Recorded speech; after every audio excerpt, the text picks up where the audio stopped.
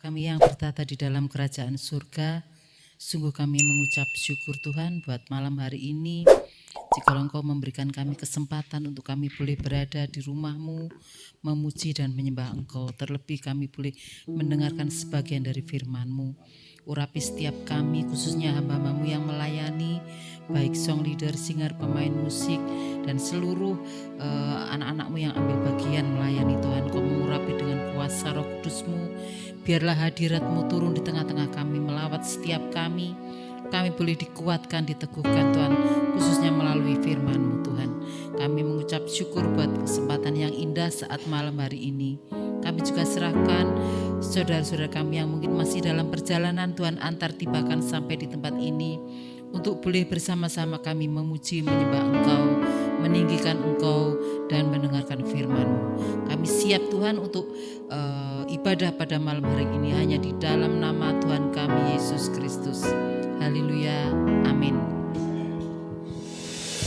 Puji nama Tuhan. Salam, selamat malam Bapak Ibu. Mari saya undang untuk bangkit berdiri. Kita sama-sama menggerakkan tubuh kita mau bergoyang untuk Tuhan Allah kita. Kita mau menyenangkan hati Tuhan. Mari Pak Toto. Haleluya. Sajuki aku nderek Gusti.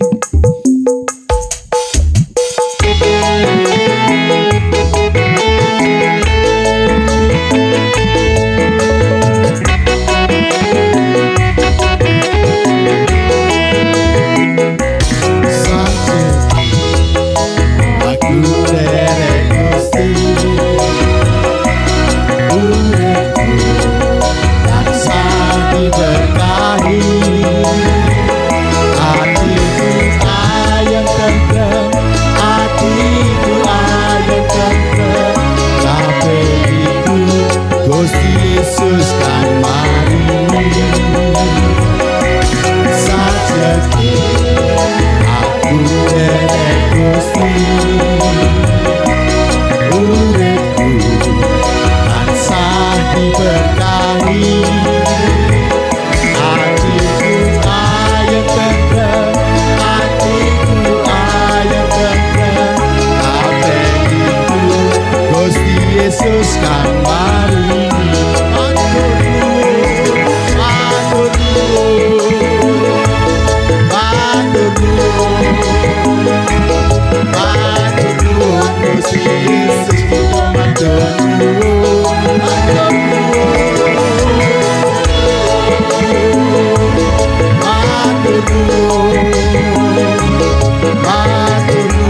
Gusti Yesus kula matur nuwun sajeki aku derek Gusti amin haleluya uripku tansah diberkahi hatiku ayem tentrem hatiku ayem tentrem kabeh iku Gusti Yesus kamari sajeki aku derek Gusti amin uripku tansah diberkahi hatiku ayem tentrem hatiku ayem tentrem kabeh iku Gusti Yesus kamari matur nuwun matur nuwun matur nuwun matur nuwun Gusti Yesus kula matur nuwun matur nuwun matur nuwun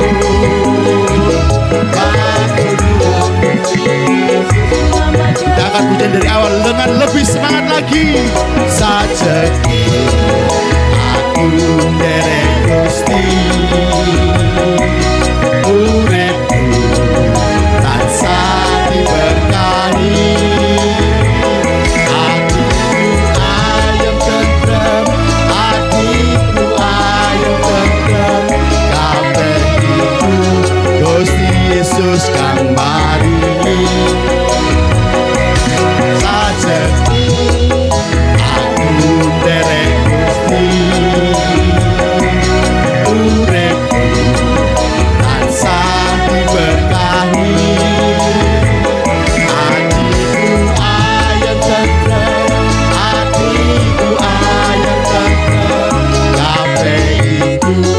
Gusti Yesus kang maringi matur nuwun, matur nuwun, matur nuwun, matur nuwun Gusti Yesus kula matur nuwun, matur nuwun,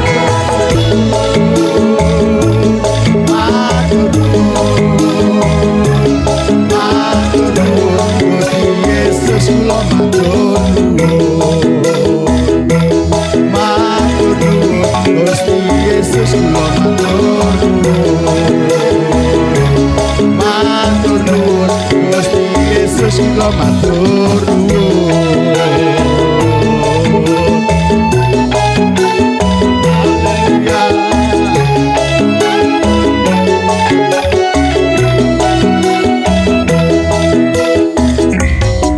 Siji loro telu ayo kanca padha melu, papat lima enem derek Gusti sing demen, pitu wolu songo derek Gusti aja sembrono, 10 wis cangkem Gusti pasti selamat. Baleni yo siji loro telu ayo kanca padha melu, papat lima enem Gusti sing demen, pitu wolu songo derek Gusti aja sembrono, 10 wis cangkem derek Gusti pasti.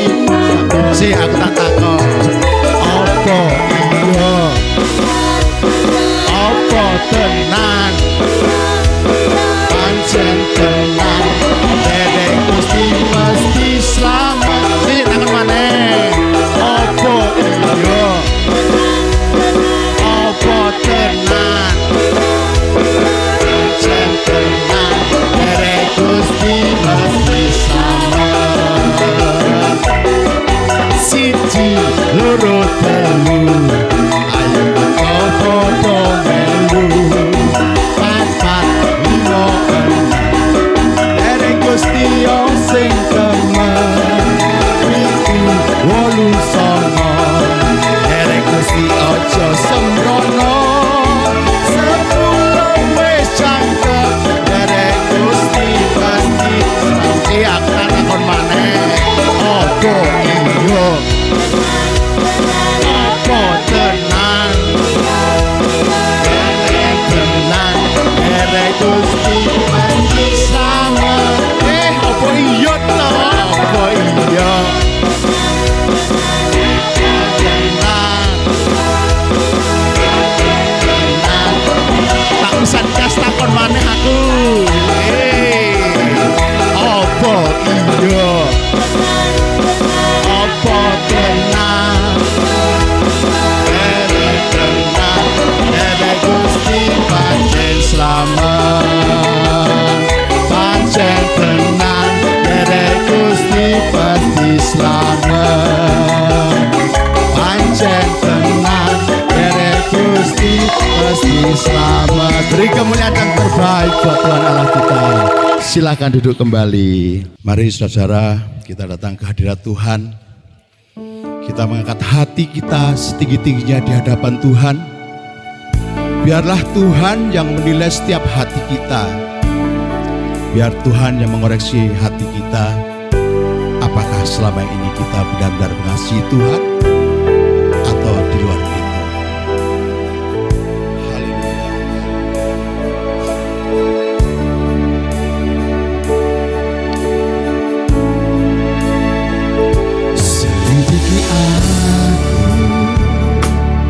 Lihat hatiku, apakah ku sungguh mengasihi Yesus, Kau yang Maha Tahu.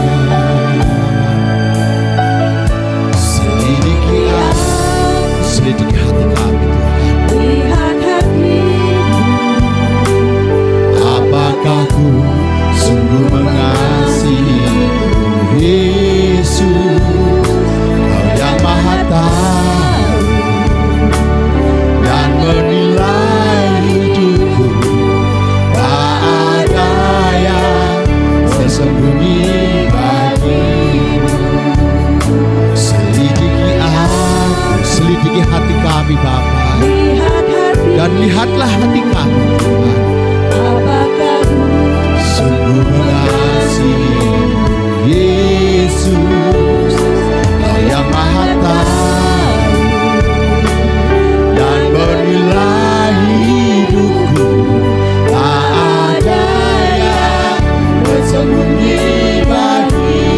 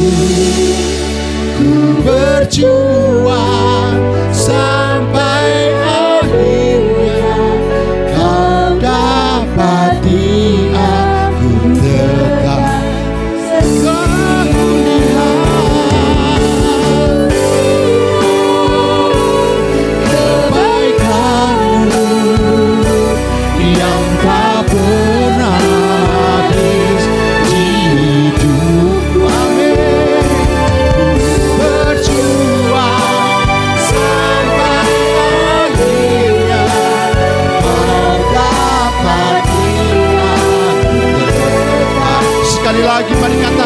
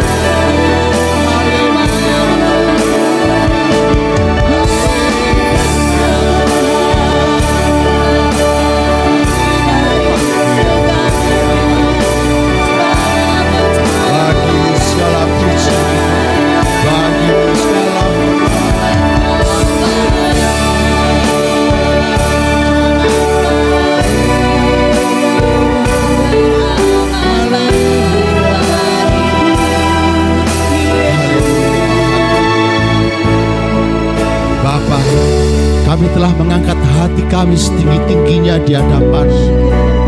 Hanya Engkau Allah yang maha mengetahui kedalaman setiap hati kami. Hanya Engkau yang mengetahui apa yang sebenarnya ada dalam hati kami, Tuhan.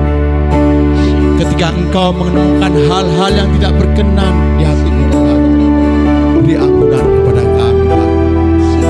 Berikan kami hati yang baru yang selalu mengasihi Engkau, Tuhan. Ajari kami untuk mengerti rencana, Tuhan. Ajari kami untuk mengerti dan berserah hanya dalam tangan-Mu. Haleluya, haleluya, haleluya, haleluya. Ajari mengerti segala rencana-Mu. Ajari kami, Bapa. Ajar berserah hanya padamu. Bimbanglah jalanku, bimbanglah jalanku dalam terang firman-Mu. Ajar ku berharap hanya padamu.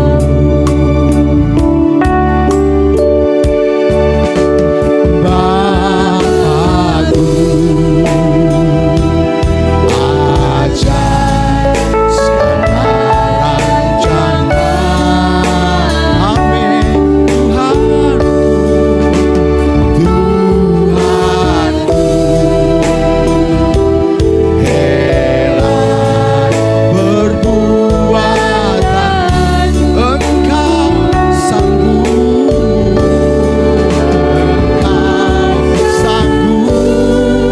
mengadakan, amin, segala yang ku perlukan.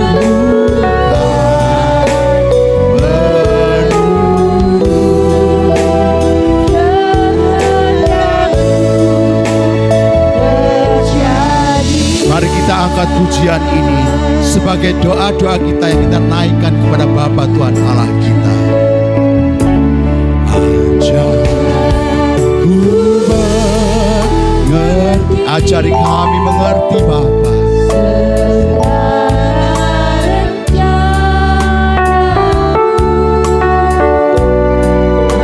Ajar ku berserah hanya padamu. Bimbanglah jalanku, bimbanglah jalanku, amin, dalam terang firman-Mu. Ajar ku berharap hanya padamu. Dengan hati yang penuh bersyukur, mari katakan, Bapakku ajar, Bapakku ajar segala rencana.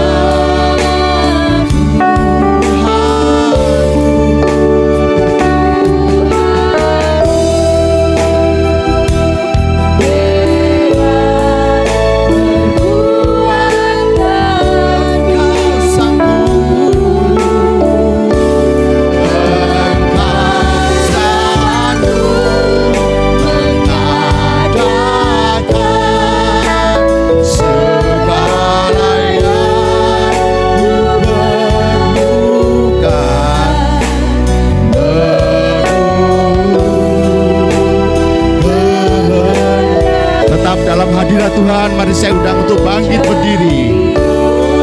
Bapakku ajar, Bapa. Mari kita angkat tangan kita setingginya di hadapan Tuhan sebagai tanda kita mengasihi Bapa kita. Dan jangan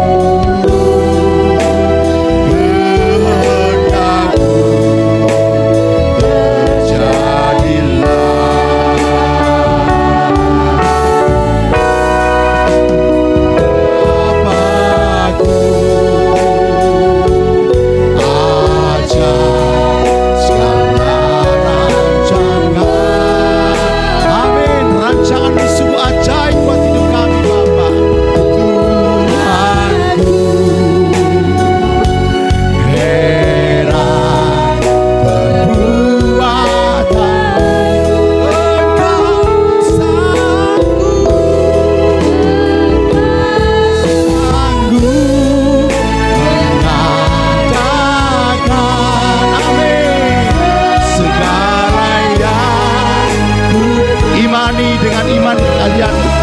Haleluya. Menurut kehendak-Mu terjadilah. Dengan penuh iman mari kita katakan, Bapa-Ku ajaib, Bapa-Ku, amin. Ajaib segala rancangan, amin Tuhan. Inilah doa kami Bapa, Tuhanku.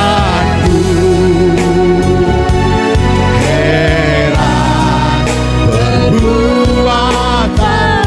Engkau sanggup, Engkau sanggup, amin, mengerjakan segala yang ku perlukan.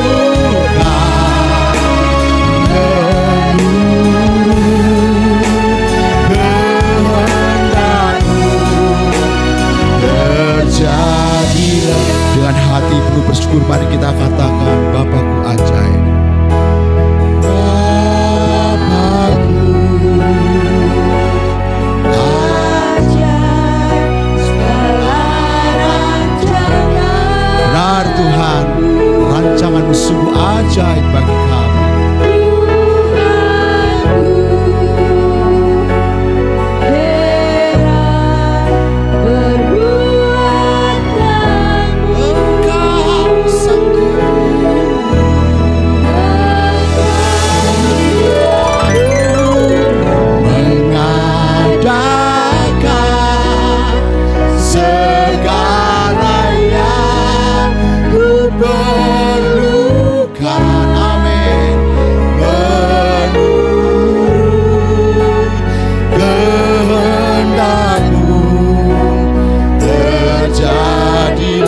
Sekali lagi katakan, Bapa-Ku ajaib, Bapa-Ku ajaib segala rancangan-Mu, Tuhanku. Amin. Heran berbuat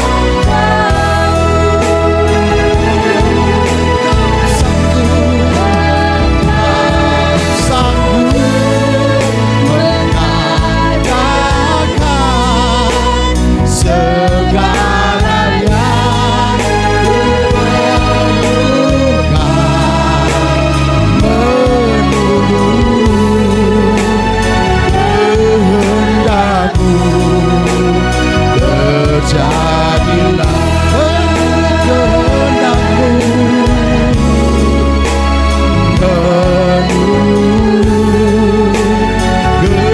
kehendak-Mu terjadi menurut kehendak-Mu,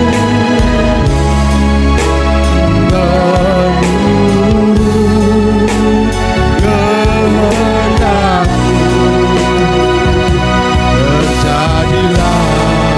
Mari kita sembah, mari kita sembah Tuhan Allah kita dengan lebih dalam lagi kita menyembah.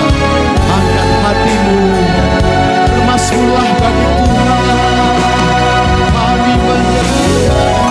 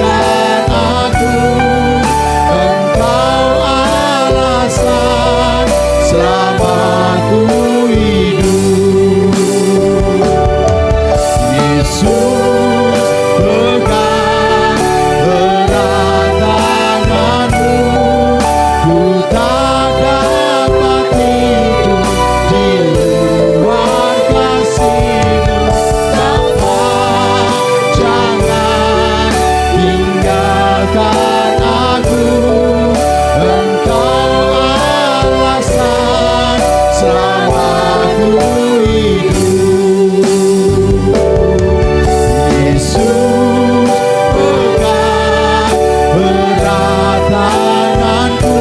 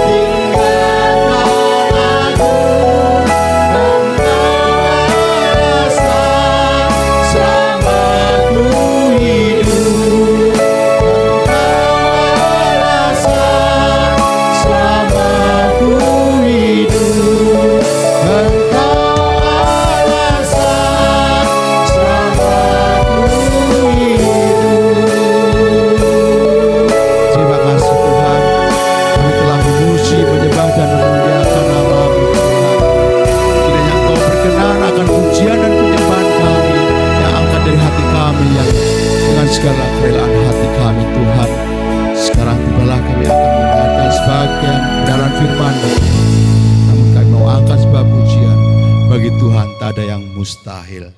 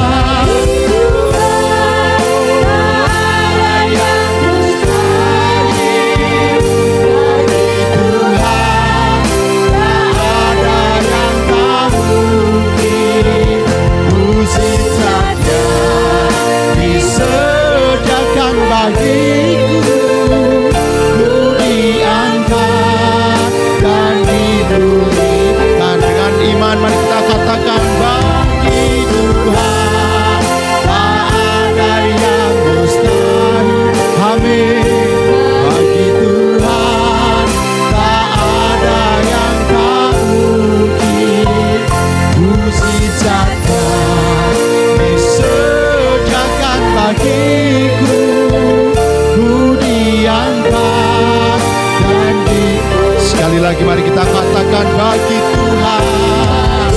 Mari Bapak Markus, silakan duduk.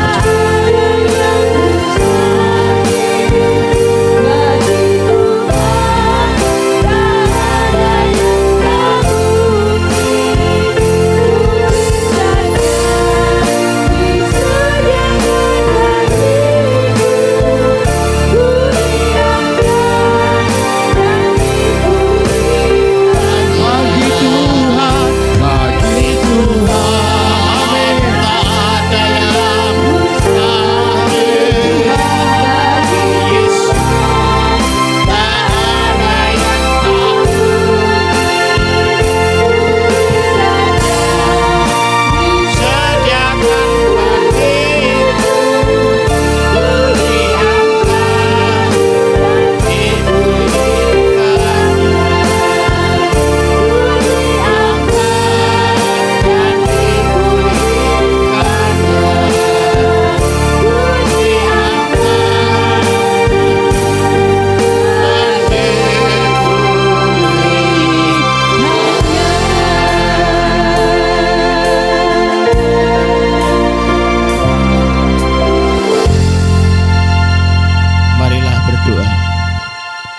Ya Tuhan Allah Bapa di surga, kami bersyukur bahwa Tuhan senantiasa setia kepada kami. Tuhan mencari yang hilang. Kami orang yang berdosa Tuhan, ampunilah kami dan jadikanlah kami bersih. Jadikan kami menjadi leswi sempurna. Malam hari ini kami akan belajar firman-Mu, dan semoga dengan belajar dengan firman-Mu kami pun dapat hidup sesuai dengan kehendak dan rancangan serta rencana Tuhan yang telah Kau firmankan dalam sabda-Mu. Doa ini Tuhan kami menunjukkan kepadamu hanya dalam nama Bapa, Putra, dan Roh Kudus. Amin. Selamat malam, shalom. Ya. Saya mau melanjutkan yang minggu dulu saya pernah di sini. Minggu keberapa itu lupa. Jadi yang tidak mengikuti saya akan kasih rangkuman dulu sebelumnya. Jadi catatan saya selalu saya sampaikan. Saya kalau membawakan firman selalu berdasarkan dua hal. Ini selalu saya sampaikan supaya enggak bingung. Satu, mendekati kitab suci itu ada dua hal. Yaitu satu berdasarkan ilmu tafsir. Dan yang kedua, pendekatan yang kedua adalah kitab suci menafsirkan saya. Dua pendekatan. Ilmu tafsir membantu untuk supaya kitab suci menafsirkan hidup saya. Ini gitu. Itu saya selalu begitu. Maka saya kalau membuat firman, pasti saya banyak baca buku, banyak baca jurnal, supaya saya paham ini. Yang saya bawakan ini sebetulnya suatu kursus teologi Alkitab pada episode kedua, yaitu pada nomor 45. Jadi saya ada episode 0, episode 1 itu 60, episode kedua ini nanti sampai 60 juga. Ini nomor 45. Ya. Jadi kalau makanya buku saya tebal-tebal. Ini saya bawa yang keberapa lupa saya. Ya begini. Jadi saya akan bicara hari ini mengenai Lukas bab 1 ayat 46 sampai 56 sampai 56. Ya kalau bawa firman boleh dibuka. Tapi saya ini lanjutan yang minggu lalu. Jadi kalau dilihat dari teksnya itu dulu pemberitahuan Yesus itu. Pemberitahuan kelahiran Yesus ya. Itu Maria kan diberi malaikat. Tuhan akan menyertai. Nah, orang yang disertai Tuhan seperti di Maria ini hidupnya sulit. Kemarin saya kasih contoh itu Musa.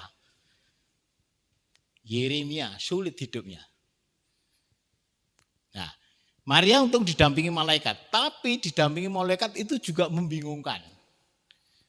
Dia belum nikah tapi akan mengandung Roh Kudus. Dalam sejarah kitab suci tidak pernah ada. Jadi dia juga bingung. Nah, yang membuat keyakinan Maria dia bisa menjawab aku ini hamba Tuhan, terjadilah padaku adalah tadi yang dinyanyikan. Karena di sini dikatakan bahwa bagi Tuhan tidak ada yang. Nah, baru setelah Tuhan berfirman begitu, Maria baru menjawab. Masalahnya setelah Maria menjawab di ayat 38, lalu malaikat itu meninggalkan dia. Tadi ditemani malaikat, tapi setelah menjawab seperti itu, justru malaikat meninggalkan dia. Apa yang dilakukan Maria selanjutnya? Yaitu dia menemui siapa? Maria dan Elisabet. Nah, pertemuan antara Maria dan Elisabet itu apa? Kemarin saya jelaskan itu. Disitulah iman Maria yang menjawab aku ini hamba Tuhan diteguhkan. Termasuk Elisabet juga diteguhkan. Jadi kesimpulannya kemarin saya jelas. Pertemuan antar jemaat orang beriman harusnya saling meneguhkan, bukan saling ngerasani. Jelas? Ini kuncinya kemarin. Nah, ini saya jelaskan karena ini penting. Jadi setiap perjumpaan orang yang beriman dimanapun saja harusnya meneguhkan iman masing-masing. Itu di kesimpulan mana. Sekarang nyanyian pujian Maria. Menarik ini sebetulnya. Jadi nanti kalau kita perhatikan kata per kata itu sangat menarik. Pertanyaan saya mau tanya dulu. Maria, Yosef dan Yesus itu termasuk orang kaya atau tidak? Tanya dulu nih. Menurut Anda kaya atau tidak? Kenapa? Gak punya? Nah, kalau gimana? Nah, saya kaya. Enggak, ini Yusuf dan Maria ini. Kaya, oke. Karena kalau yang menjawab miskin, itu nanti dibantahkan pada penemuan arkeologi. Saya baca jurnal, jadi saya tahu. Penemuan arkeologi tahun 1970 ditemukan itu rumah Maria dan Yosef. Arkeolog ini yang menemukan bahwa rumah Maria dan Yosef, kalau mau tahu rumahnya seperti apa, seperti rumah saya. Bawahnya itu biasa, yang atas kayu. Kenapa saya membuat rumah seperti itu? Karena dasarnya ini arkeolog itu. Makanya saya ngotot sama istri saya, enggak boleh, saya tetap bikin rumah kayu. Bentuknya ya seperti itu. Makanya kalau itu dasarnya arkeolog. Penemuan 109. Jadi Maria, kalau Bapak Ibu pernah dengar pujian ini atau pernah baca kitab suci ini, pujian ini dari mana? Ini pujian nih, kata sesungguhnya aku ini hamba Tuhan dan sebagainya itu. Dan hati lalu kata Maria 46 itu, jiwaku memuliakan Tuhan dan hatiku bergembira itu. Kata-kata ini sudah pernah dikidungkan. Siapa yang mengidungkan? Ya, pernah baca kitab suci kan? Itu namanya Hana, Bu Hana itu. Ya, ini lagu. Jadi gini, ini adalah lagu yang biasa dalam perjanjian lama. Pujian yang biasa dalam perjanjian lama. Dan itu dilakukan oleh Hana pada 1 Samuel bab 2 ayat 1 sampai 10. Nanti dicek aja kalau nggak percaya. Ya, itu lagu itu digubah. Nah, maksudnya menggubah lagu kayak apa, Pak? Gubah lagu kayak Pak Pendeta nggak ada nih Pak Gembala. Itu apa lagi apa Pak? Tetap dulu yang dinyanyikan Pak Gembala. Ojo dibandingke, tahu. Aja dibandingkan lagu umum itu kan. Tapi sama Pak Gembala diganti itu ojo dibandingke, bener enggak? Kata-katanya diganti tapi isinya sama. Ojo dibandingke, cuma yang ojo dibandingke bukan Jokowi tapi Tuhan Yesus. Nah itu gubah namanya, menggubah. Nah ini juga digubah. Jadi lagu yang dinyanyikan Hana itu lagu yang biasa. Tapi ini digubah oleh siapa? Lukas. Lukas yang mengubah. Nah, mari kita baca nih sekarang. Jadi Maria nanti saya sebutkan. Maria dan Hana itu sama. Samanya apa? Orang miskin. Sebetulnya orang miskin. Bukan kaya juga, enggak. Tapi miskin. Tapi miskin yang bukan nasib. Tahu? Tapi mereka adalah miskin karena memilih miskin. Nanti saya jelaskan. Kok mosok ono sih Pak wong kaya milih miskin? Banyak, Bu. Zaman sekarang saya kasih tunjukkan. Zaman Mataram, anaknya Sultan Hamengkubuwono yang ke-7 namanya Surya Mataram. Waktu itu Sultan itu paling kaya, Bu. Pabrik gulanya banyak, semua tanahnya suatu Bu, paling kaya. Waktu dia anaknya ini Surya Mataram ini naik kereta Solo Jogja, dia melihat orang miskin. Dia melarikan diri dari kekayaannya, dia hidup miskin menjadi petani di Banyumas. Itu Mataram. Zaman sekarang. Itu ada seorang perempuan lulusan Harvard University S3, IP-nya 4. Kerja di Boeing pesawat Boeing. Gajinya berapa? 1 bulan 750 juta. Dia tinggalkan. Dia menjadi pelayan Tuhan di Bandung sekarang. Ngopeni anak-anak terlantar itu Pak. Itu orang yang kaya. tinggalkan. Satu. Tahir. Ada banyak orang kaya memilih menjadi miskin. Miskin itu pilihan, bukan nasib. Nah, Hana Maria sama. Nah, Tahir, dia punya anak 3, laki-laki. Kekayaannya ditinggal semua. Dia menjadi pelayan Tuhan di Afrika, 3-tiganya. Cowok. Nah, laki-laki, kalau mau tanya lagi. Cucunya Jarum. Cucunya Pak Hartono itu. Cucunya semua meninggalkan kekayaannya. Menjadi pelayan Tuhan. Banyak itu. Jadi kalau saya itu zaman sekarang, zamannya ini. Mari kita baca di Maria ya. Saya ayat genap, Bapak Ibu ayat ganjil. Ya, nyanyian pujian Maria. Ayat 10 Al-Mulk, lalu kata Maria, jiwaku memuliakan Tuhan. Ya, 47 bersuka. Sebab ia telah memperhatikan kerendahan hambanya, sesungguhnya mulai dari sekarang segala keturunan akan menyebut aku berbahagia.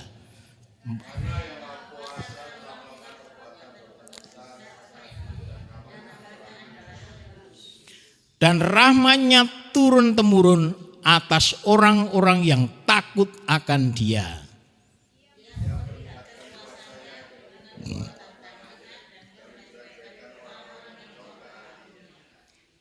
Ia menurunkan orang-orang yang berkuasa dari tahtanya dan meninggikan orang-orang yang rendah. Ia menolong Israel hambanya karena ia mengingat rahmatnya. Dan Maria tinggal kira-kira 3 bulan lamanya bersama dengan Elisabet lalu pulang kembali ke rumahnya. Jadi nyanyian yang tadi asalnya dari Hana digubah itu dari perjanjian lama 1 Samuel itu adalah di lagu ini, termasuk lagunya Hana itu selalu ada 2 peristiwa besar yang dipujikan di sini dan di Hana. Yaitu apa? Orang Israel peristiwa besarnya apa? Pembebasan dari Mesir. Yaitu Keluaran bab 15 ayat 1 sampai 21. Dan ada satu lagi, yaitu yang banyak orang enggak ngerti biasanya. Apa? Peristiwa besar Israel. Apa? Ya itu kan pembebasan dari Mesir kan, sama. Hah? Apa? Tembok Yego. Oke, sama saja. 1. Jadi begini, Israel waktu itu setelah di tanah terjanji, dia pernah dibuang kan, hancur Israel itu. Kerajaannya kan setelah Daud, Salomo dan sebagainya, kerajaan. Jadi dulu kan orang pengembara. Maka persembahan yang diterima waktu pengembara apa? Kambing, domba. Kenapa persembahan pertanian enggak dikabulkan oleh Allah? Karena orang punyanya itu gembala kok mempersembahkan. Kayak saya nih kerjanya begini, masa yang dipersembahkan yang lain itu. Makanya itu perdebatan teologi namanya di situ. Ada teologinya tersendiri itu. Nah, kenapa begitu? Nah, Israel itu juga pernah itu tahun 1587 itu Israel hancur, pecah bubar itu. Raja Utara Selatan habislah. Dibuang kemana? Babilonia. Pembuangan Babilonia. Nah, waktu pembuangan Babilonia itu setelah 50 tahun, jadi sekitar 537 sebelum Masehi. Itu yang berkuasa di Babilonia namanya Raja Quraisy. Nah, Raja Quraisy waktu itu membuat keputusan. Orang Israel boleh kembali dari Babilonia kemana? Ke tanah terjanji. Itulah peristiwa pembebasan yang kedua. Dan itu selalu diingat oleh umat Israel. Nah, sekarang masalahnya tidak semua orang itu kembali. Kenapa? Ada berapa orang? Jadi nanti itu saya jelaskan tadi orang miskin. Yahweh. Jadi waktu itu ada 4 kelompok di bawah dada juga Quraisy. Satu kelompok mengatakan tidak kembali ke tanah terjanji. Kenapa? Sudah makmur di situ. Di Babilonia sudah makmur. Ya ngapa mulih? Wis nang kene wis makmur. Ndak balik dia. Yang kedua, wis masa aku dibuang ping pindho lah, enggak mau lagi lah. Orang yang frustasi namanya. Sudah kecewa, sudah enggak akan balik. Enggak balik. Yang ketiga, punya pandangan begini. Di Israel itu ada di Yahudi dan Israel itu ada pandangan. Kalau orang berperang, yang berperang siapa? Dewanya. Tuhan dan dewanya. Berarti kalau dia pernah kalah di Babylon, berarti Tuhannya dia apa? Kalah. Maka dia berpandangan seperti itu, maka dia tidak kembali. Nah, kelompok yang keempat. Kelompok yang keempat itu, yang kembali kelompok yang keempat ini. Orang yang tetap setia kepada janji Tuhan. Oleh karena itu kelompok yang setia kepada janji Tuhan ini kembali ke tanah terjanji. Itulah yang disebut tadi orang miskin. Atau disebut dalam istilah teologi biasanya ebed Yahweh. Orang yang kecil miskin tapi karena memilih miskin karena dia berpegang pada janji Tuhan. Ini gitu. Itulah yang juga Maria termasuk di situ. Nah, gubah lagu itu digubah oleh Lukas. Lalu Lukas itu pinjam Maria namanya. Maria berbicara mengidungkan pujian ini. Nah, di sini dalam perjanjian baru siapa janji yang kepenuhan janji siapa? Yesus.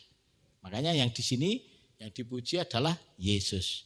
Yesus adalah kepenuhan janji Allah yang telah melakukan perbuatan besar. Dia mati sebagai orang miskin yang dianiaya dan taat kepada Bapaknya sampai mati. Nah, nanti di Lukas 23 kalau nggak salah, ayat 43-44, Yesus itu selalu menyebut Bapaknya. Jadi Yesus itu konsisten taat kepada Bapaknya hingga menikmati. Dan oleh karena itu kalau karena ketaatan itu dia dibangkitkan. Itu. Nah, sekarang Bunda Maria. Bunda Maria itu di sini menceritakan juga sejarah pribadinya sendiri sebagai orang miskin yang diselamatkan oleh Allah. Makanya dia jiwaku memuliakan Tuhan dan hatiku bergembira karena Allah juru selamatku. Sebab ia telah memperhatikan kerendahan hambanya. Sesungguhnya mulai dari sekarang segala keturunan akan menyebut aku yang berbahagia. Ini sampai pada ayat 48. Nah, tapi lama-kelamaan kalau Bapak Ibu perhatikan, Maria ini tidak hanya untuk dirinya sendiri. Lama-kelamaan dia membuka dirinya yang diyakini diselamatkan oleh Allah, tetapi seluruh dunia dia yakin juga diselamatkan oleh Tuhan. Makanya ayat 49, karena yang Maha Kuasa telah melakukan perbuatan besar kepadaku dan namanya adalah kudus. Dan rahmatnya turun-temurun atas orang yang takut akan dia. Jadi pujian itu mulai dari pengalaman pribadi, kemudian dia sampai kepada pengalaman orang lain. Di mana Allah itu melakukan perbuatan yang besar. Bukan hanya untuk dirinya, tapi juga untuk orang lain. Ini perkembangan yang bagus. Jadi di sini Maria menyadari diri keselamatan itu bukan hanya untuk saya. Tapi keselamatan itu dianugerahkan oleh semua orang. Dia sebut itu. Allah maka subjeknya bukan lagi dia, tapi Allah yang Maha Kuasa. Nah, di situ juga ada dinamika yang penting yang perlu kita perhatikan. Itu juga nanti pesannya bagi kita jelas. Kita itu kalau berdoa memuji Tuhan bukan hanya untuk dirinya kita sendiri. Tapi kita harus memuji Tuhan terhadap karya Tuhan dalam diri orang lain. Itu yang sulit. Itu yang sulit. Coba ya kan, itu ngomong gampang diomongnya sulit prakteknya. paling tidak saya lah ngalamin, itu sulit sekali. Saya melihat bagaimana karya besar Tuhan dalam diri orang lain. Sementara saya menderita. Itu sangat sulit kalau terjadi seperti itu. Tapi ini Maria memberi contoh. Nah, di sini juga ada dinamika yang disebut solidaritas. Nah, perhatikan kata ganti orang pertama yang diganti dengan kata orang ketiga. Di situ ada. Bukan hanya Maria yang diselamatkan, tapi seluruh umat manusia. Jadi rahmatnya turun-temurun atas orang-orang yang takut akan Dia. Jadi di situ ada namanya dinamika solidaritas. Bukan hanya Maria yang selamat kami, seluruh umat manusia Islam. Ini namanya solidaritas. Dari memperhatikan diri sendiri ke memperhatikan orang lain. Nah, itu dasar solidaritas apa? Manusia itu adalah apa? Gambar Allah. Maka setiap kita itu harusnya punya solidaritas dengan orang lain. Tanpa memandang itu agamanya apa, sukunya apa namanya itu, dari mana, enggak perlu. Itu solidaritas. Manusia itu gambar Allah. Dan tujuan dari seluruh solidaritas itu apa? Mencapai kesejahteraan umum.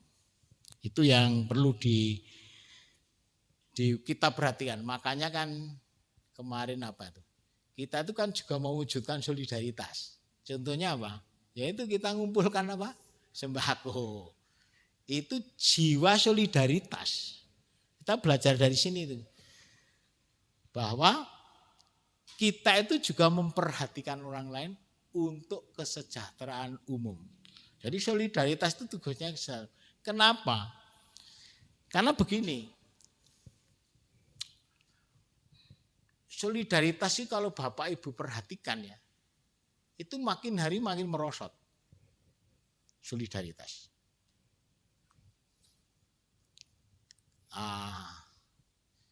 Contohnya apa? Contohnya itu kalau saya kemarin cerita Pak Gembala ada gereja yang digeruduk. Nah, itu kan solidaritas merosot sebetulnya.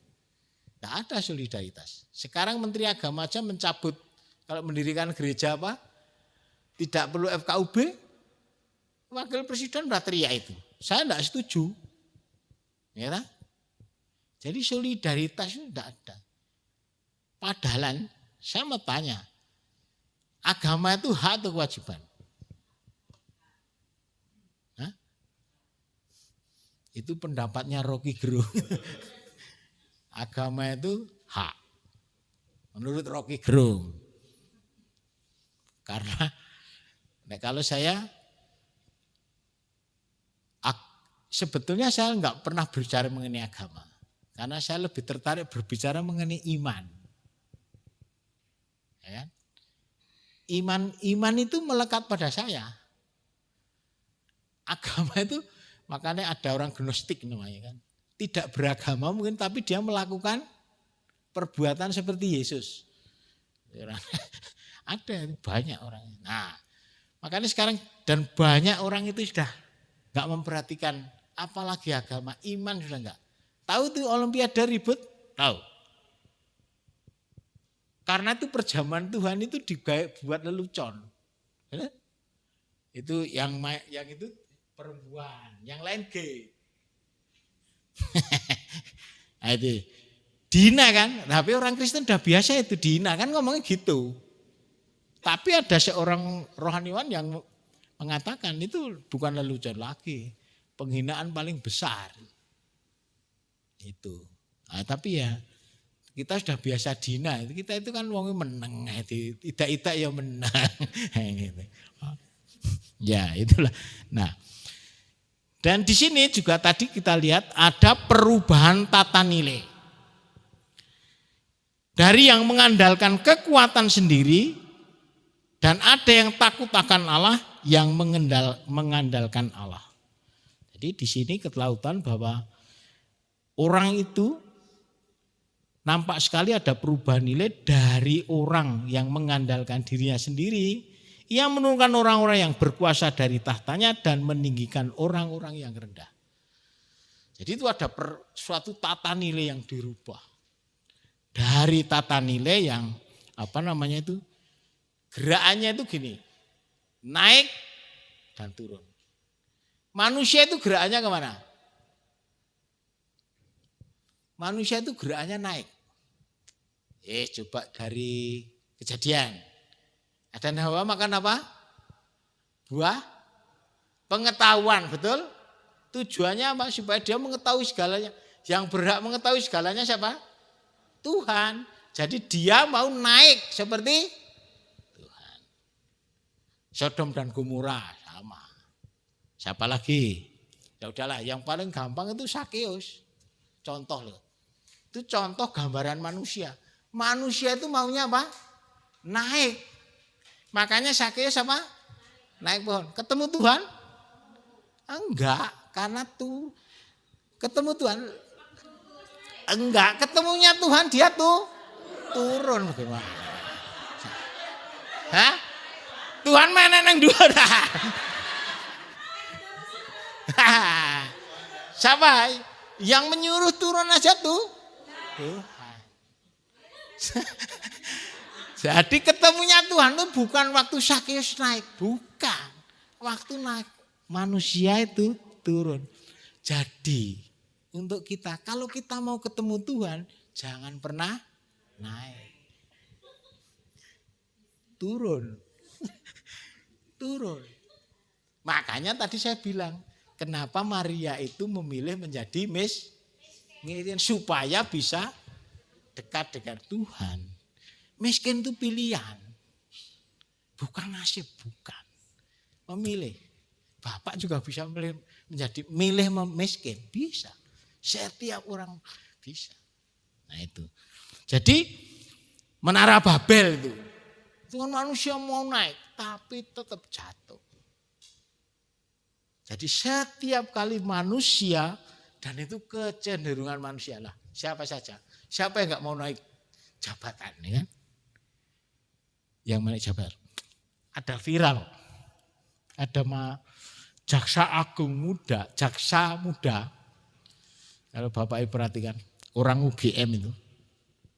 Lulusan UGM, dia protes itu kepada kepala kejaksaan dan pengawas kejaksaan. Dia berani protes, tidak adil dia. Dan dia bilang, saya siap dipecat.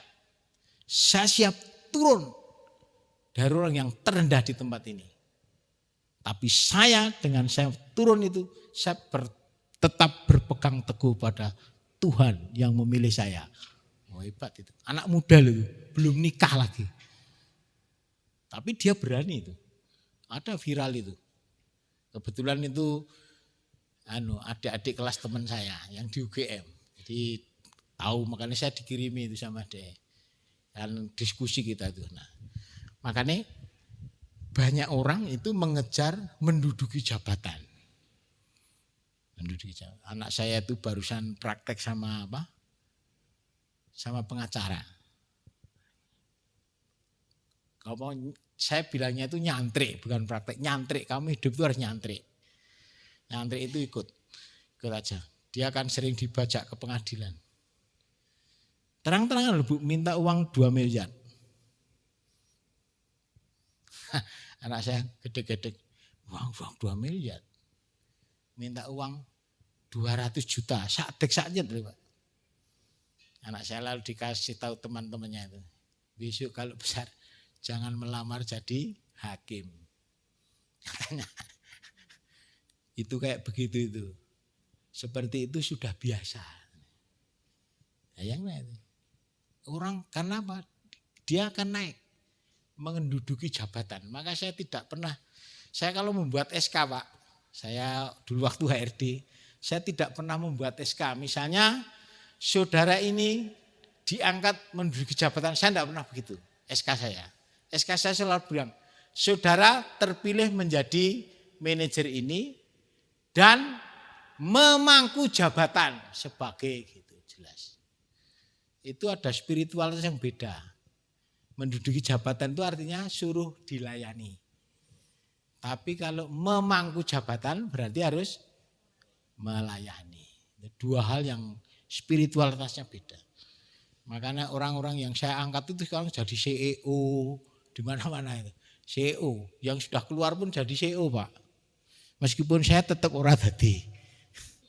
Nah, saya soalnya memilih miskin. Memilih miskin di hadapan Allah.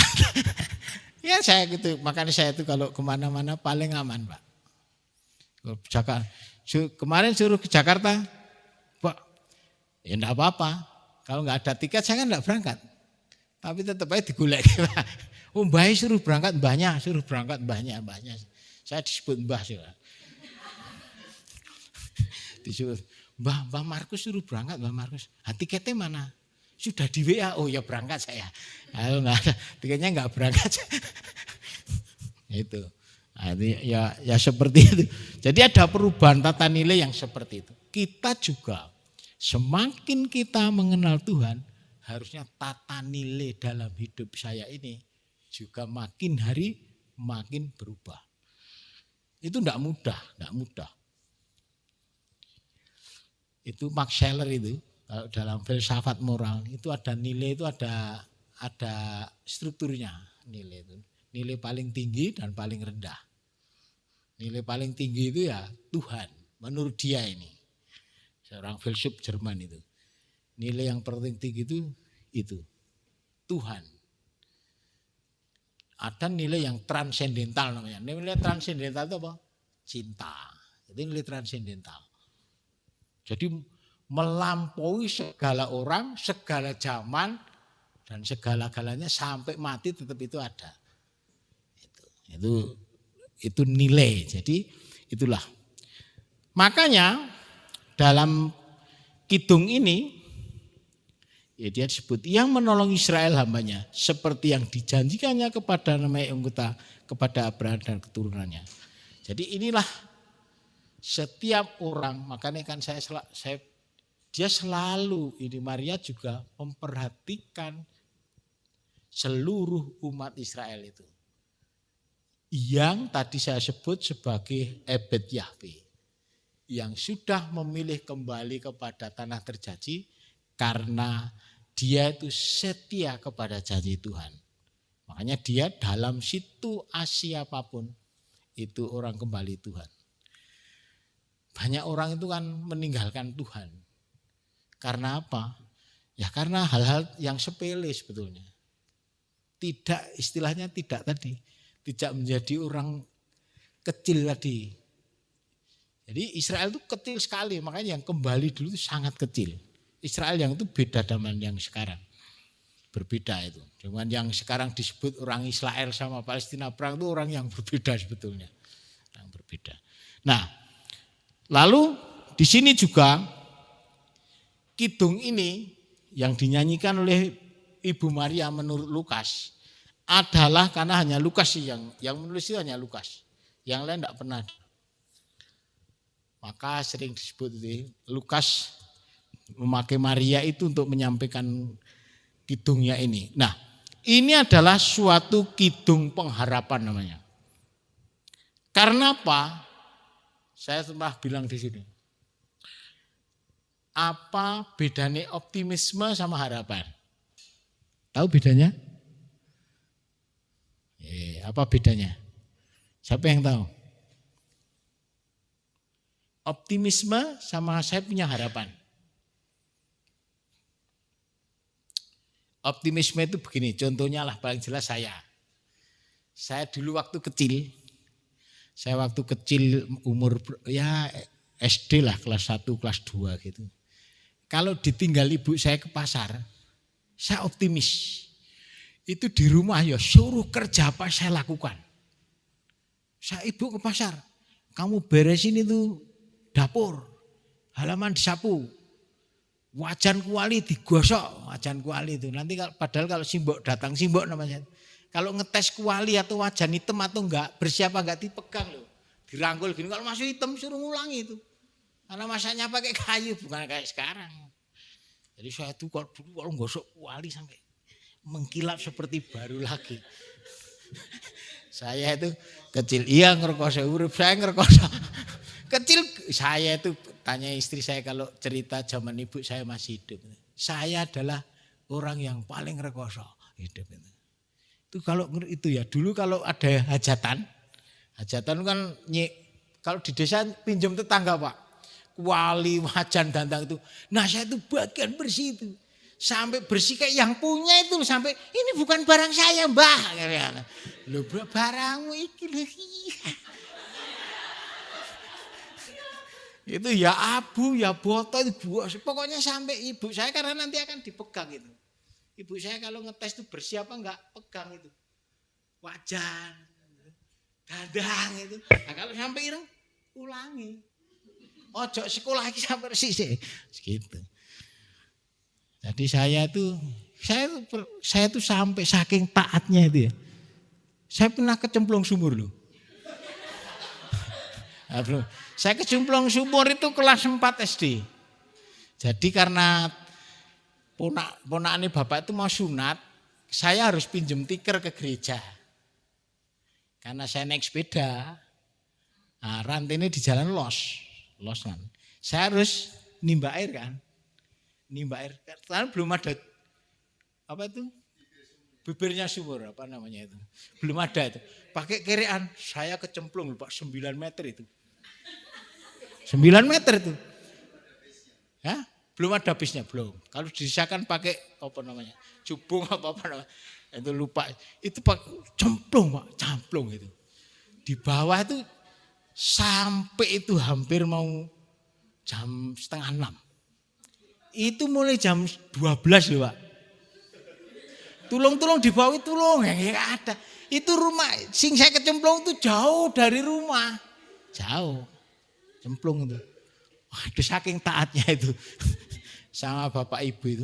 Cari tikar. Oh ya berangkat saya. Itu cemplung semua. Berjam. Dan itu hebat saya itu saya naik loh Pak. Nyoba naik loh Pak. 3 kali. Gagal. Saya pertama enggak minta tolong enggak. Malu saya.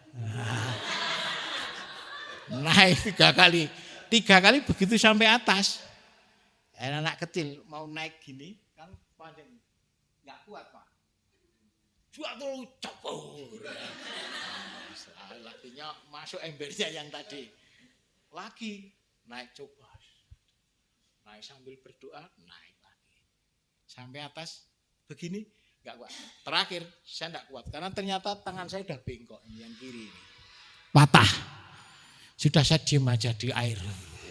Sudah. Begitu saya dengar duk itu di dalam saya teriak, "Tolong!" gitu. Tolong gitu. Itulah datang Pak D saya. Yang dia mau genduren, kalau di saya itu mau genduren. Tapi klosono kan masih di sini.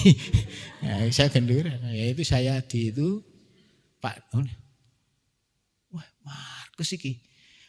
Dia teriak, Markus itu semua orang datang itu. Wah. Itu sama ibu saya. Ibu saya enggak kok nangis enggak. Matane ning ngendi? Aduh, saya. Ngerti sumur anu nyemplung. Aku menengae. Menengae itu. Ibu saya mah enggak apa urusan udul. Ibu saya teriak gitu, enggak kok ke kampung enggak. Dimarahi dulu di bawah sumur itu. Untung dia enggak nyemplung sekalian. Coba nyemplung sekalian saya ajar. Ibu nyemplung ya udah, terus Pak D saya itu turun dia. Gimana? Siap. Sakit. Tak tunjukin tangan saya, bengkok itu aja. Yaudah, berarti harus ditarik naik. Enggak. Sama naik sendiri. Ya, terus itu bapak saya bawain tangga. Di tangga dari bambu itu disambung. Ya udah, biar naik sendiri. Naik sendiri saya gengsi lah. Naik sendiri. Sampai atas baru digerujuki. Banyu ditusi sama bapak itu. Saya masih ingat. Bapak saya sabar itu. Sabar ditusi, gerujuki apa. Terus ditali ini. Enggak dibawa ke rumah sakit loh. Ditaleni itu. Bukan. Wit kapuk randu. Gitu. Nah, kapuk randu yang sebesar tangan ini. Terus ditaleni sama bapak itu. Ya udah sampai sekarang itu sehat. Enggak pernah ke rumah sakit. Itu gara-gara itu saya gitu.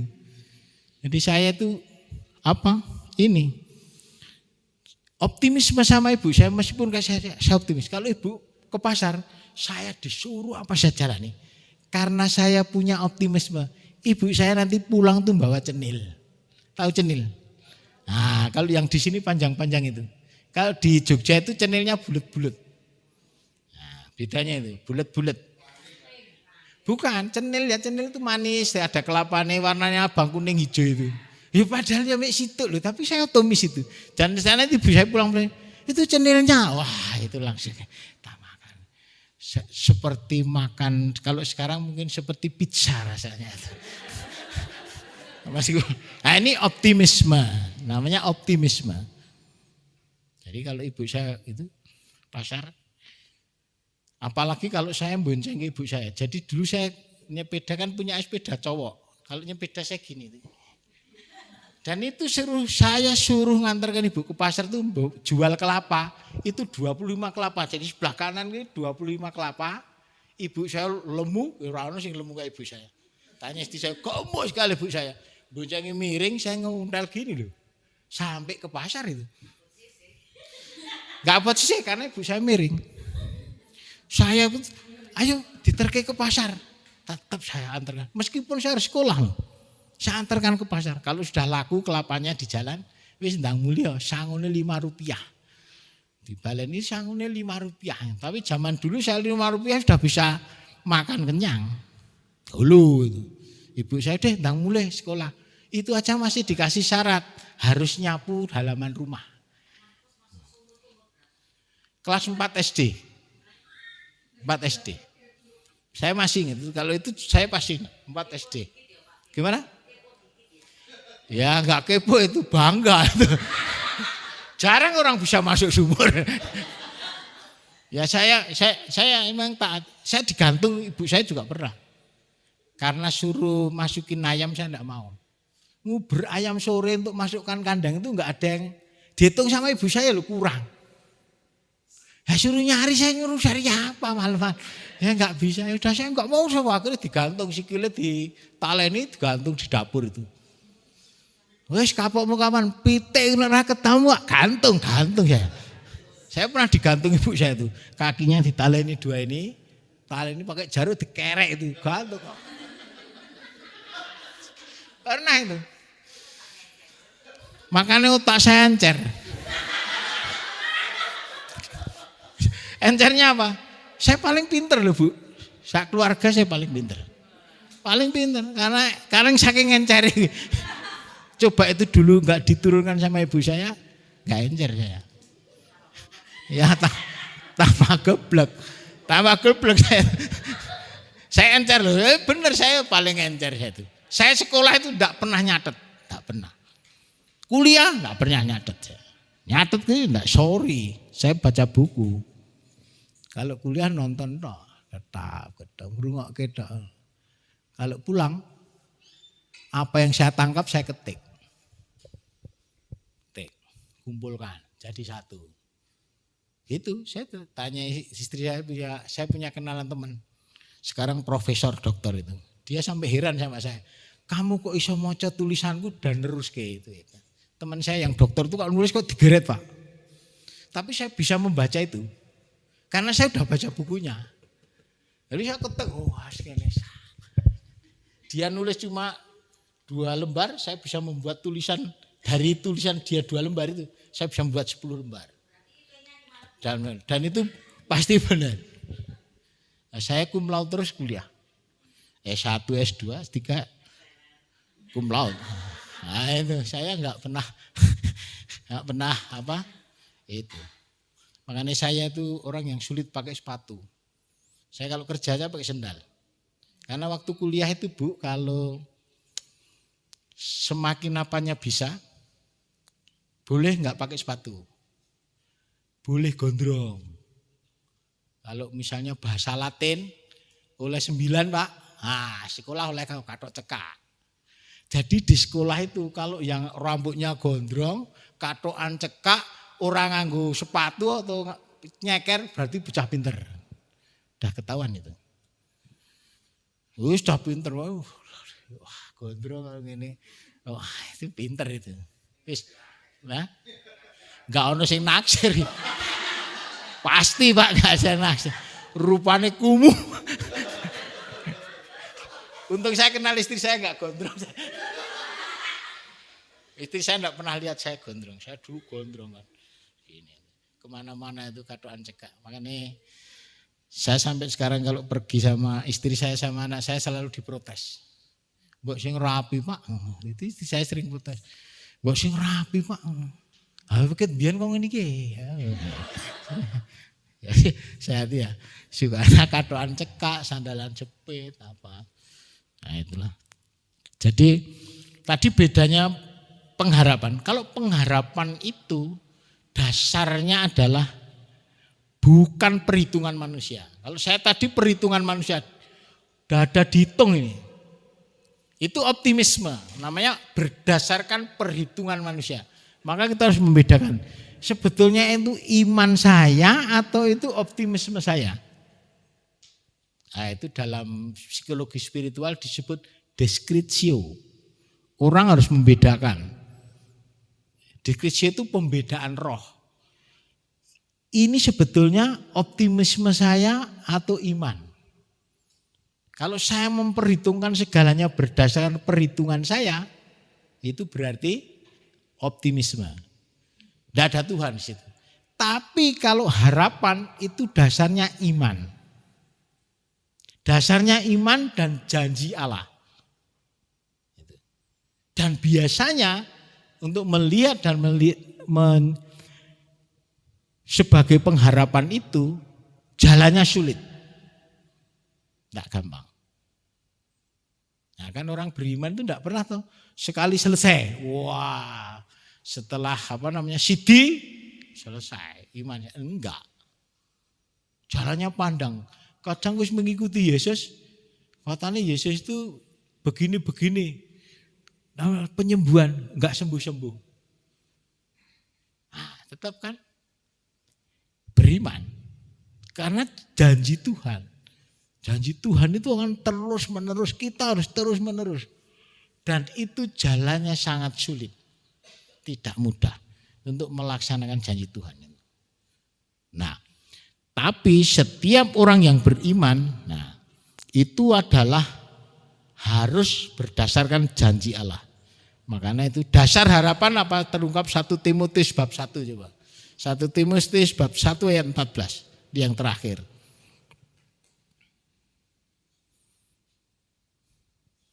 Coba. Ya, 14 bab 14 ayat 14. Itu dasarnya janji Tuhan. Ya, mari kita baca bersama-sama. Malah kasih karunia Tuhan kita itu telah dikaruniakan dengan limpahnya kepadaku dengan iman dan kasih dalam Yesus Kristus. Itulah dasarnya.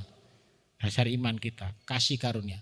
Makanya tadi saya pernah cerita, saya itu orang yang sulit berdoa lama. Saya kalau berdoa pagi sederhana.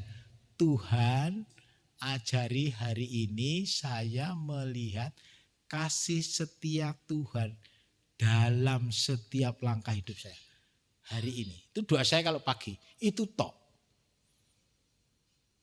Dan saya berusaha itu nyari tiap hari itu. Apa yang terjadi dalam hidupnya. Nah, malam hari ya saya doanya sederhana. Tuhan terima kasih saya sudah menyaksikan kasih setia Tuhan. Dan saya hitung kasih setia Tuhan. 1, 2, 3, 4, 5, 6, 7, 8. Dan detail saya nyari. Iso mlaku saya berkasih karunia Tuhan. Saya naik tangga di pabrik itu 10 kali. Enggak megap-megap.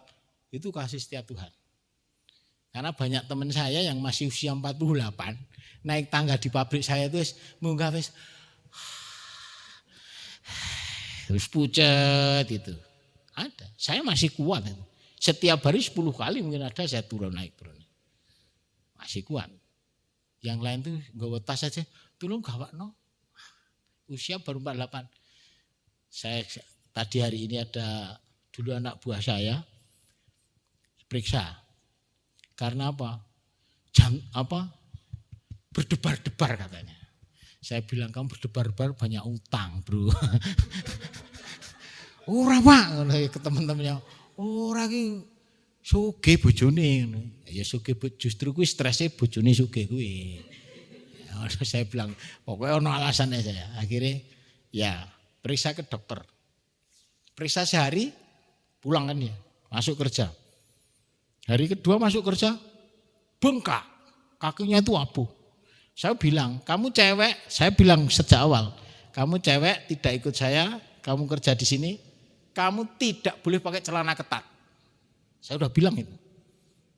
Celana ketat tidak boleh. Apa Pak? Ayo saya kasih argumen.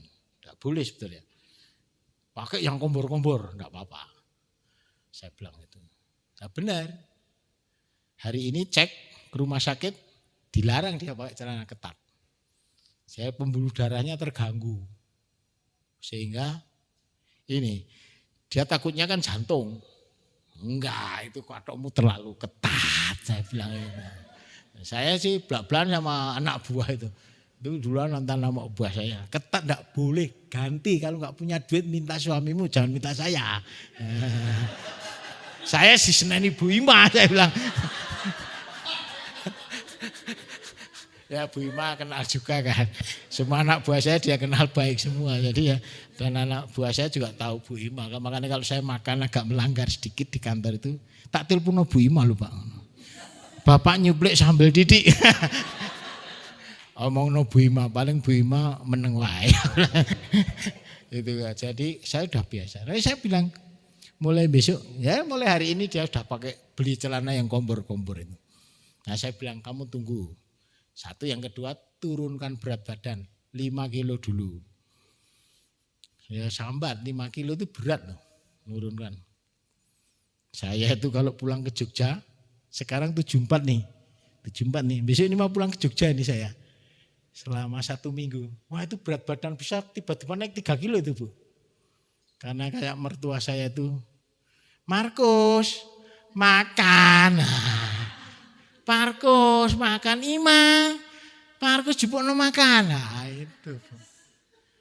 Enggak taat gimana. Kan orang tua saya itu. Bukan mertua loh itu. Orang tua saya. Percaya? Hah? Loh kalau. Ya ini orang saya. Orang itu kalau sudah menikah. 2 menjadi 1. Makanya Bapak Ibu kalau menikah sudah janji nikah. Tuker kanan kiri kan. Nah maksudnya apa? Itu wong tuamu bukan mertuamu. Saya enggak pernah nganggap mertua, enggak, itu orang tua saya. Apa kata dia saya ikuti. Itu ibu saya. Nah hanya itu saya. Saya turuti dia. Ibu saya soalnya bukanlah, sudah enggak ada mertua, enggak ada. Bagi saya ya sudah nikah yaitu orang tua saya. Sak jelek-jeleknya orang tua saya, orang tuanya Bu Ima itu. Meskipun galak itu pernah digalaki loh itu. Tanya deh itu. Ngudek wedang itu, ngudek wedang kok kayak gitu. Kaget deh. Mae Pak Markus koyo ngene. Koyo singo. Baru tahu deh kalau saya mah. Anak saya itu gila yang besar ya. Kalau sama ibu saya gila. Karena kalau dulu kan sering kalau di desa main di sawah, di tanah itu. Kan kotor itu. Sama Mbak langsung cekel. Berjuki banyu seperti berjuki. Wah gila deh. Kalau di rumah pakai shower dia enggak itu sekolah ember langsung kerucuk. Oh ini dah, anak saya itu gila. Ya gitu. Jadi enggak mudah. Orang beriman dan taat itu enggak mudah. Makanya orang beriman itu yang penting sebenarnya menurut saya itu ketaatan. Ketaatan dan bertekun. Nah, suatu saat nanti karena ketekunan dan ketaatan itu nanti akan membawa buah apa yang disebut dengan kerendahan hati.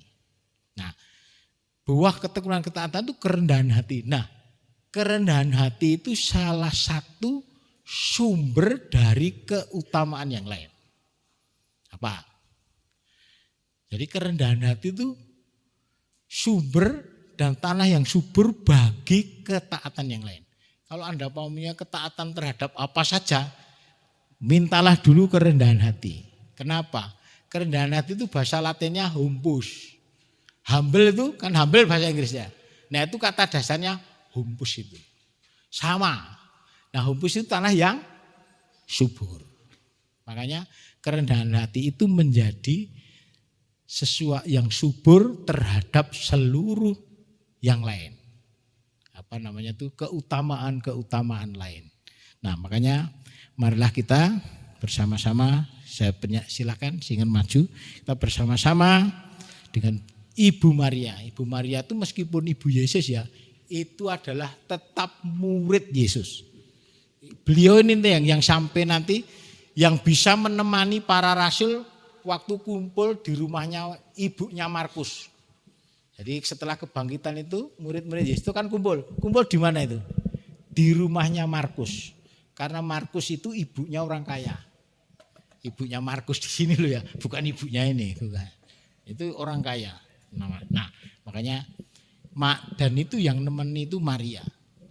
Jadi waktu Yesus mati ada, waktu di ini juga ada di situ. Oke, mari kita silakan kita mari berdoa dulu. Tuhan Allah Bapa di surga, kami ucap syukur dan terima kasih Tuhan memberikan kepada kami Maria, Ibu Yesus yang menjadi murid yang sangat setia. Karena Maria taat kepadamu dan Maria mempunyai pengharapan yang besar. Karena dia setiap kali selalu memuji nama Tuhan, kebaikan dan kebesaran Tuhan dalam hidupnya dan dalam hidupnya orang lain. Sehingga Maria menjadi orang yang mempunyai gerakan turun, selalu turun supaya dia selalu berjumpa dengan Tuhan dalam setiap langkah hidupnya. Ajar kami Tuhan supaya kami juga mempunyai gerakan turun, supaya kami makin hari makin dekat dengan Tuhan. Amin.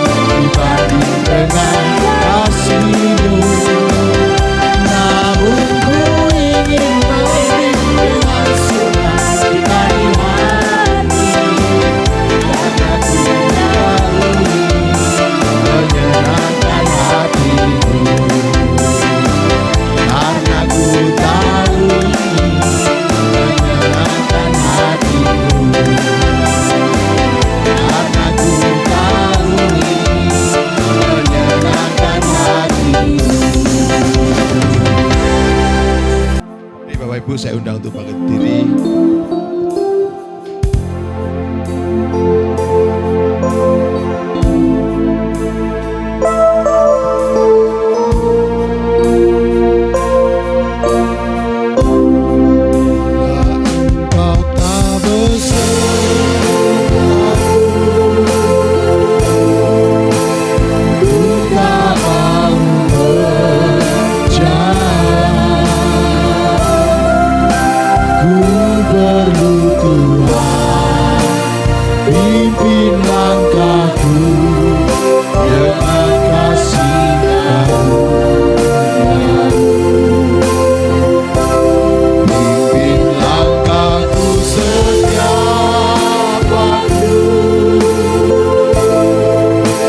Berjalan dalam Roh-Mu,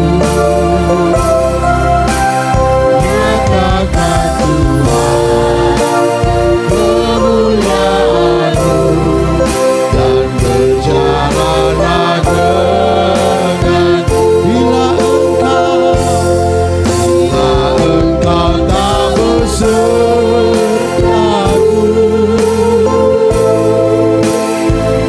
tak mau berjalan. Ku perlu Tuhan, pimpin langkahku dengan kasih karunia-Mu. Pimpin langkahku setiap waktu, berjalan dalam Roh-Mu, nyatakan Tuhan kemuliaan-Mu, dan berjalanlah denganku. Nyatakan Tuhan kemuliaan-Mu, dan berjalanlah denganku. Nyatakan Tuhan kemuliaan-Mu, dan berjalanlah denganku. Mari kita angkat tangan kita Tuhan memandang wajahnya kepadamu dengan kasih karunia. Tuhan menyinari wajahnya kepadamu dengan damai sejahtera. Ingatlah pertolongan itu datang dari Allah pencipta langit dan bumi. Dan pulanglah, terimalah damai sejahtera Allah Bapa di surga menyertai kita hari ini sampai Maranatha. Yang sudah terima berkat Tuhan, mari kita katakan amin. Tuhan Yesus memberkati.